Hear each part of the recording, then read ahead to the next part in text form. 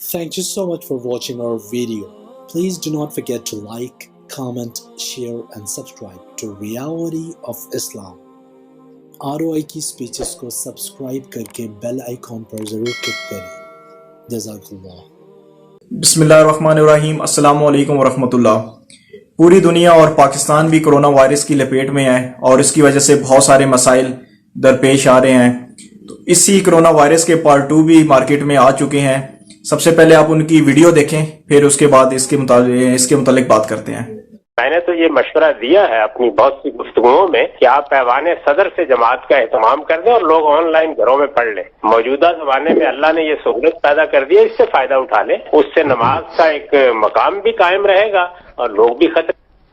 جیسا کہ ابھی آپ نے ویڈیو دیکھی ہے، اس میں غامدی صاحب یہ کہہ رہے ہیں کہ ایوان صدر سے ایک جماعت کروائی جائے اور پورا پاکستان اس کی اقتدا کرے. تو غامدی صاحب میرے خیال سے کرونا وائرس کی وجہ سے گھبرا گئے ہیں، موت سے ڈر گئے ہیں اور ان کا ذرا جو ہے نا ذہن ہے وہ ذرا سکتے میں آ گیا ہے. تو ٹی وی اصل میں ایک پرچھائی ہے اور ایک عکس ہے. اس عکس کے پیچھے نماز پڑھنا ان کے ذہن میں ہوگا، لیکن امت کی نماز یا کسی مسلمان کی نماز اس طرح نہیں ہوتی. کیونکہ کل غامدی صاحب یہ بھی کہہ سکتے ہیں کہ غریب ہیں لوگ بیچارے، کیا کریں، پیسے نہیں ہیں، تو حج وہ گھر میں بیٹھ کے ہی ٹی وی کے اوپر LCD لگا کے پوری فیملی والے گھر میں ایک کمرے میں بیٹھ کے حج کر لیں. پھر وہ کہیں گے جہاد کی کیا ضرورت ہے، جیسے مرزا غلام احمد قادیانی نے کہا تھا جی جہاد منسوخ ہو چکا، اب ضرورت نہیں ہے. تو کل جاوید احمد غامدی صاحب بھی کہیں گے جی ضرورت ہی نہیں ہے، ہم PUBG کے اوپر بیٹھ کے اسلام دشمن لوگوں کو مارنا شروع کر دیں اور ہمارا یہی جہاد ہوگا. تو یہ اصل میں اس قسم کے جو لوگ ہیں یہ انسان کے، مسلمانوں کے ایمان کے لٹیرے ہیں. ان سے اپنے ایمانوں کو محفوظ فرمائیں. امت کے علماء ہیں جو سیدھی راہ اور سیدھی ڈائریکشن دکھا رہے ہیں. گزارش ہے کہ آپ ان کے اوپر چلیں، انہیں کے اوپر اعتماد بھی کریں.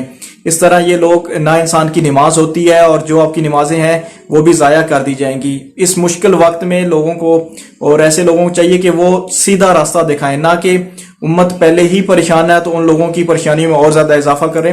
یہ ابھی آپ اوپر ایک تصویر دیکھ رہے ہیں، اس تصویر کو دیکھ کے آپ اپنے گھر میں بھی جماعت کروا سکتے ہیں اپنے بیوی بچوں کے ساتھ. اگر آپ کا گھر میں لڑکا ہے، والدین، تو ان کے ساتھ بھی مل کے ایک پوری ترتیب ہے کہ آپ گھر میں رہ کے جماعت کروائیں گے اگر، تو اس کا آپ کو اجر و ثواب انشاءاللہ اللہ سبحانہ و تعالیٰ عطا فرمائیں گے. مزید اس قسم کے شوشے آج کل سوشل میڈیا پہ بہت عام ہو چکے ہیں، تو ان سے اپنے آپ کو محفوظ کریں اور جو قرآن اور حدیث کا علم ہے اور جو اس میں دعائیں ہیں کہ مشکل وقت میں کون کون سی دعائیں پڑھنی چاہیے ان کے اوپر عمل کریں. اور اس کے علاوہ کثرت سے استغفار کریں. اصل چیز ہے انسان کے گناہ. انسان کے گناہ ہی اس کے لیے وبال جان بنتے ہیں. ہمارے سیاہ اعمال ہی ہمارے لیے پریشانیاں کھڑی کرتے ہیں، ہمارے راستوں میں مختلف چیزوں میں رکاوٹ پیدا کرتے ہیں.